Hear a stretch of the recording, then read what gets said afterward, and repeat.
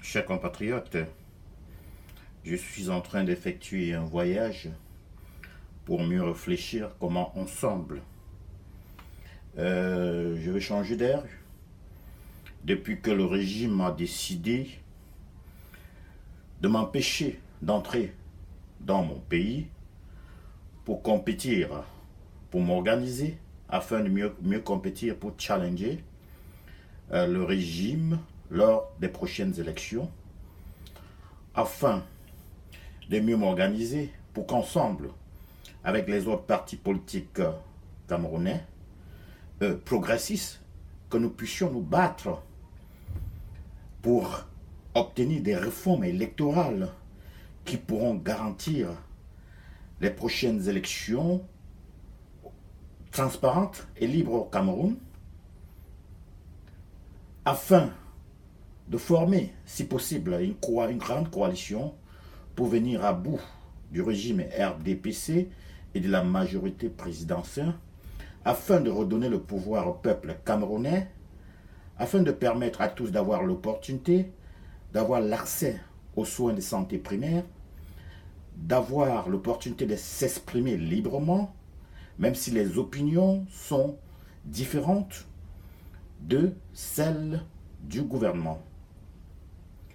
Je devais aussi œuvrer à ce que l'on puisse avoir, sur la base idéologique, un grand rassemblement, et si possible des primaires au sein de l'opposition, pour déterminer quel pourra être le porte-standard de la mouvance réformatrice lors des prochaines élections. Aujourd'hui, je suis en train de vagabonder, de faire le tour du monde, et en même temps, je suis loin de là, du Cameroun, mais je pense au Cameroun, à mon peuple, et je pense que les compatriotes ne doivent pas désespérer, qu'à l'alternance, il y aura, comme je pourrais dire, comme nous le disons d'ailleurs dans les années de Brest, fait quoi, il y aura alternance. Et je pense que nous avons affaire à un régime aux abois qui enferme tous ceux qui sont contre eux, qui enferme ceux qui n'ont pas les mêmes opinions qu'eux, qui bâillonnent l'opposition. Ils ne permettent même pas à l'opposition d'avoir un quelconque meeting, un quelconque regroupement. Bon, ils permettent quand même à l'opposition d'aller à la télévision. Vous pouvez aller pour eux, aller aboyer à la télévision. Faites tout ce que vous voulez, dites ce que vous voulez contre le régime et contre le président de la République. Mais du moment où vous voulez déjà vous organiser sur le terrain, vous voulez vous organiser, avoir un meeting ou une conférence, au moment où vous aurez éclairé l'opinion publique d'une autre manière, là, nous envoyons nos sous-préfets, qui sont comme les chiens de garde. Vous empêchez de parler au peuple directement. Vous empêchez de faire des propositions alternatives directement au peuple. Nous vous en empêcherons parce que nous ne voulons pas qu'à la longue, le peuple puisse mordre à votre mayonnaise, que le peuple puisse voir maintenant que nous avons tort, que le peuple puisse voir que qu'il y a quand même une alternative crédible à ce qu'il est en train de voir maintenant. Mais je tiens à dire, au cours de mon voyage, je suis en train de voyager, et je milite, et après, vous voyez, au fond, il y a l'océan qui est reposant. Je ne peux m'empêcher de penser aux millions de Camerounais, aux milliers de Camerounais qui meurent chaque jour pour manque de soins, parce qu'ils sont indigents, parce qu'ils n'ont pas l'argent pour les soins de santé primaire. Alors que le pouvoir, le Cameroun regorge des richesses immenses et variées.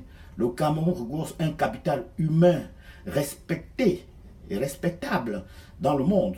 Mais c'est la façon de manager cela, la façon de gouverner qui fait problème. Nous avons un gouvernement d'incompétents.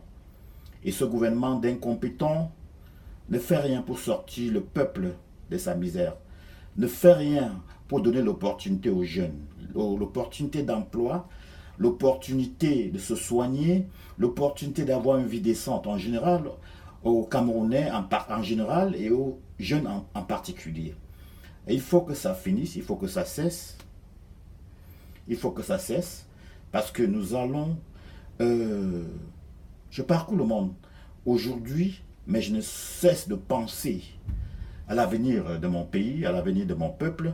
Et je pense qu'ils doivent garder espoir. Je pense qu'ils doivent se mobiliser. Et je pense que d'une manière ou d'une autre, un jour ou l'autre, je serai auprès d'eux et ensemble, nous devons redonner au Cameroun la dignité qu'elle mérite. Nous devons donner aux Camerounais la fierté d'antan. Nous devons donner aux Camerounais la joie de vivre. J'en ai terminé pour aujourd'hui. Au cours de mon voyage, je vais continuer à vous donner mon avis, ce que je pense de notre pays. Et je continue toujours à vous demander de garder espoir et aussi à vous demander de regarder autour de toi, de vous demander vous-même, est-ce que ça c'est la vie que nous voulons mener pour nous-mêmes?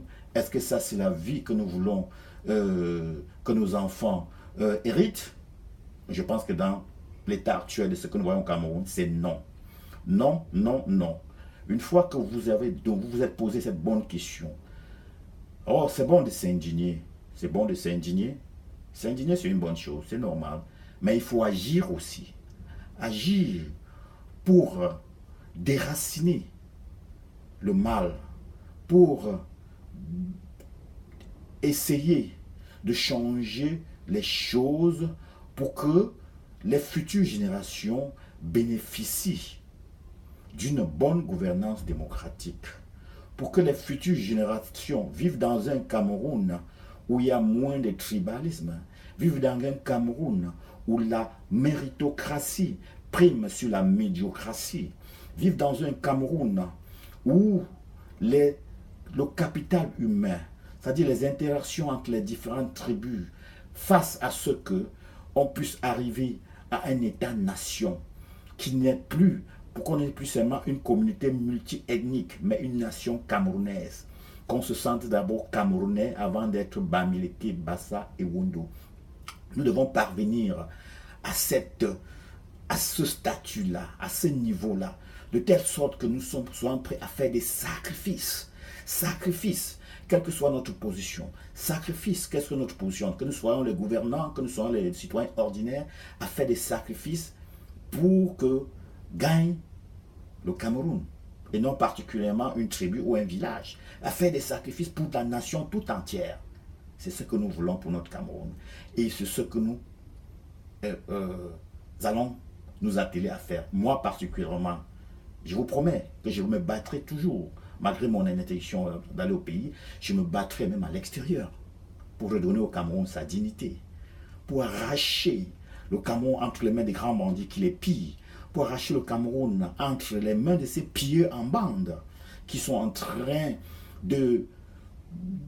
d'enlever aux Camerounais leur dignité, qui sont en train d'exploiter les ressources des Camerounais avec des complicités, des entreprises étrangères, des pays étrangers, avec des complicités des gens comme Bolloré, qui ont pris carrément le Cameroun en main. Bolloré, ils sont des propriétaires du Cameroun. Et finalement, nous sommes quoi? Nous sommes des locataires dans notre propre pays. Non, ça doit cesser. Nous devrons avoir la capacité de contrôler nos ressources, de les gérer, et pour l'intérêt, le bien des Camerounais, et non de les gérer pour le bien des autres peuples. Non, les ressources du Cameroun doivent permettre d'apporter le bonheur, la joie de vivre aux Camerounais, et non aux étrangers. Merci.